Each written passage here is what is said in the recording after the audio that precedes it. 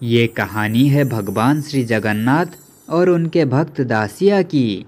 एक जंगल में दासिया नाम का एक पक्षी रहता था। समाज के दृष्टि में वो नीच और अछूत जाति का पक्षी था। दासिया बचपन से ही अपनी माँ और पिता को खो चुका था। वो भगवान श्री जगन्नाथ जी का बहुत बड़ा भक्त था। वो जंगल में कपड़े बेचकर अपनी परिवार का भरण पोषण करता था। भक्त दासिया हर समय भगवान जगन्नाथ जी को याद किया करता था। जंगल में निम्न जाति के पक्षियों को मंदिर में प्रवेश करने की अनुमति नहीं थी। मंदिर के अंदर ना जा पाने के कारण दासिया बहुत दुखी था। हे भगवान, क्या आप मुझ पर दया नहीं करेंगे? क्या मेरी आंखें आपको कभी नहीं देख पाएंगे? एक दिन वो कुछ कपड़े बेचने के लिए कालू कौवा के घर गया। कालू कौवे के घर के सामने एक नारियल का पेड़ था।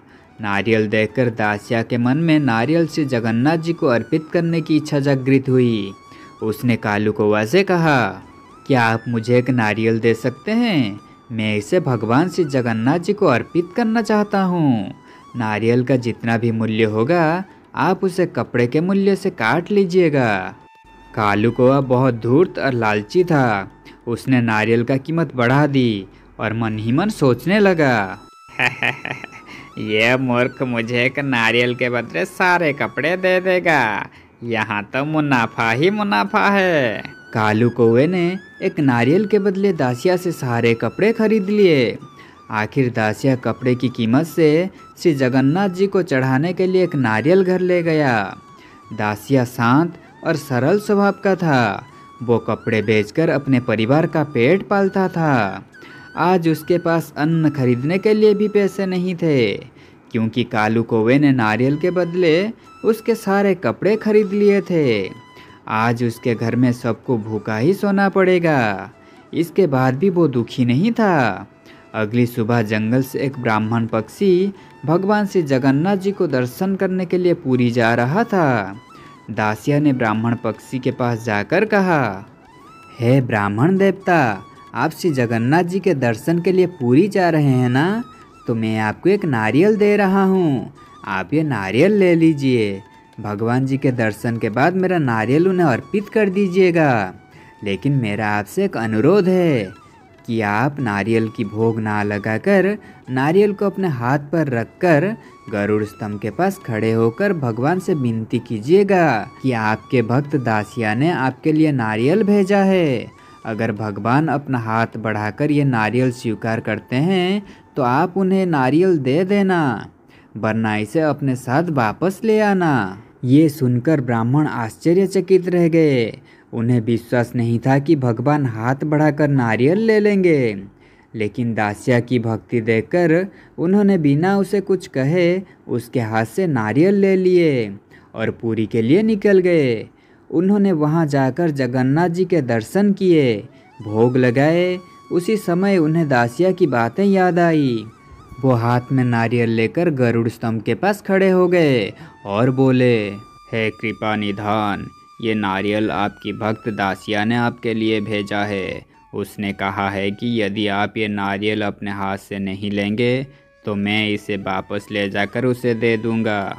कृपा करके इसे स्वीकार करें प्रभु। ये कहकर ब्राह्मण अपनी आंखें बंद करके हाथ में नारियल लेकर वहीं खड़े हो गए। कुछ देर के बाद भगवान ने हाथ बढ़ाकर ब्राह्मण के हाथ से नारियल ले लिए। ये देखकर ब्राह्मण की आंखें फटी की फटी रह गए। भगवान के स्पर्श से ब्राह्मण के हृदय में भक्ति की लहरें दौड़ने लगी। वो भाव विभोर स्वर में भगवान का स्तुति गाने लगे। उन्होंने जाकर दासिया की बहुत प्रशंसा की। तुम्हारा जय हो, तुम्हारा जय हो। भगवान जगन्नाथ तुमसे बहुत प्रसन्न है। उन्होंने तुम्हारी भेंट स्वीकार कर ली है। धन्य हो तुम। तुम्हें जन्म देने वाले माता पिता धन्य है। ये अद्भुत घटना पूरे जंगल में फैल गई। सभी पशु पक्षी दासिया की प्रशंसा करने लगे। भगवान श्री जगन्नाथ इसी तरह अपने भक्तों के साथ लीलाएं करते हैं और उन पर सदैव अपनी कृपा बनाए रखते हैं। बहुत समय पहले की बात है। एक जंगल में मीकू नाम का एक चिड़िया अपने परिवार के साथ रहता था। वो बहुत ही गरीब थे। मीकू देखने में बेहद काली थी। लेकिन उसका मन बहुत साफ था। वो दूसरों की मदद करने में कभी नहीं हिचकिचाती थी। लेकिन मीकू के माता पिता उसकी शादी को लेकर बहुत चिंता में थे। उसे कोई भी शादी करने के लिए राजी नहीं होता था, क्योंकि वो बहुत काली थी। उस जंगल में एक जादुई नेल पॉलिश का पेड़ था। जो भी उस पेड़ की नेल पॉलिश को लगाता था वो पूरी तरह से खूबसूरत हो जाता था। लेकिन वो जादुई नेल पॉलिश का पेड़ बहुत ही घमंडी था। वो अपने पेड़ की नेल पॉलिश बड़े घराने की लड़कियों को ही दिया करता था। जब एक साधारण घर की लड़की आकर उससे नेल पॉलिश मांगती थी, वो उसे नेल पॉलिश देना तो दूर की बात है, वो उसे अपने पास भी नहीं पहुंचने देता था। वो उसके चारों ओर एक जादुई दीवार बना देता था ताकि कोई उस तक ना पहुंच सके। जब जादुई नेल पॉलिश के बारे में मीकू को पता चला तो वो मदद मांगने के लिए जादुई नेल पॉलिश के पेड़ के पास गई। वहां पहुंचकर मीकू ने पेड़ से कहा, जादुई नेल पॉलिश का पेड़, कृपया मेरी मदद करें, मुझे एक नेल पॉलिश दें। मीकू को देखकर जादुई नेल पॉलिश के पेड़ को बहुत गुस्सा आया और वो मीकू से कहा, हे चिड़िया, तेरी हिम्मत कैसे हुई यहाँ आने की? चल जा यहाँ से। ए जादुई पेड़, मैं आपके पास बहुत आस के साथ आई थी। देखो मैं कितनी बदसूरत हूँ, इसलिए मेरी शादी नहीं हो पा रही है। जो भी मुझे देखने आता है वो शादी करने के लिए मना कर देता है। मेरे माता पिता मेरे शादी को लेकर बहुत चिंतित है। कृपया मुझे एक नेल पॉलिश दे दो, जिसे लगाने से मैं सुंदर हो जाऊंगी और मेरी शादी हो जाएगी। हे चिड़िया, चल जा यहाँ से। मैं तुझे अपनी नेल पॉलिश नहीं दूंगा। मैं सिर्फ बड़े घर की लड़कियों को ही नेल पॉलिश देता हूँ, तेरी जैसी गरीबों को नहीं, समझा? चल जा यहाँ से। मीकू उस जादुई नेल पॉलिश के पेड़ से बहुत विनती करती है और वहीं बैठकर रोने लगती है। लेकिन घमंडी नेल पॉलिश के पेड़ को उस पर कोई दया नहीं आती। तभी वहाँ एक सुंदर सी चिड़िया आई और पेड़ से बोली, ए जादुई पेड़, मैं जमींदार की बेटी हूँ। मैं तुम्हारे पास जादुई नेल पॉलिश लेने आई हूँ। मैं इसे लगाकर और भी खूबसूरत दिखना चाहती हूँ। हाँ हाँ, क्यों नहीं, तुम जितनी चाहो उतनी नेल पॉलिश ले सकते हो। पेड़ ऐसा बोलते ही उसके सामने की दीवार गायब हो गई और वो चिड़िया वहाँ से कुछ नेल पॉलिश लेकर चली गई। उस चिड़िया को जाते देख मीकू मन ही मन सोचने लगी, वो जमींदार की बेटी कैसे हो सकती है? जमींदार की तो कोई बेटी नहीं है, उनका तो एक बेटा है। कुछ तो गड़बड़ जरूर है।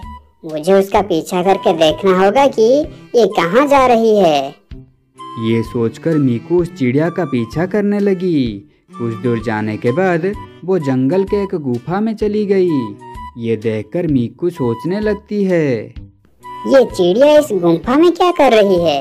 हाल क्या है? कुछ तो गड़बड़ है, अंदर जाकर देखना पड़ेगा।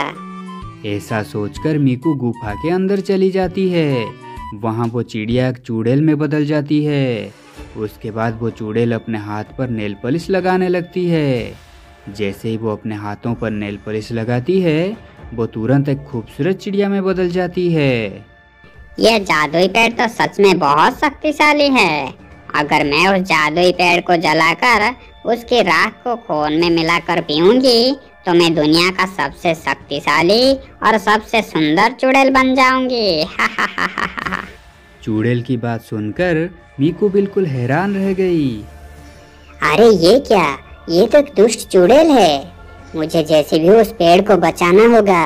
मैं अब जाकर उस जादुई पेड़ को सारी बात बता देती हूँ। इसके बाद मीकू तुरंत जाकर उस जादुई पेड़ को सारी बात बता देती है।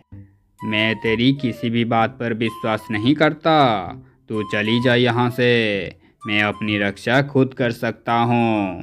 मीकू उदास होकर वहाँ से चली जाती है। अगली सुबह पेड़ को काटने के लिए चुड़ैल हाथ में कुल्हाड़ी लेकर वहाँ पहुँच जाती है। चुड़ैल को देखकर जादुई पेड़ डर जाता है। अरे नहीं नहीं, उस लड़की ने तो मुझे सही कहा था। ये दुष्ट चुड़ैल तो मुझे काट कर मार डालेगी। मुझे इससे बचना पड़ेगा। ये सोचकर पेड़ अपने चारों ओर एक मजबूत दीवार बना लेता है। लेकिन वो दुष्ट चुड़ैल अपनी शक्ति से उस दीवार को तोड़ देती है। तुम कितनी भी कोशिश कर लो नेल पॉलिश का पेड़, तुम आज मुझसे बच नहीं सकते।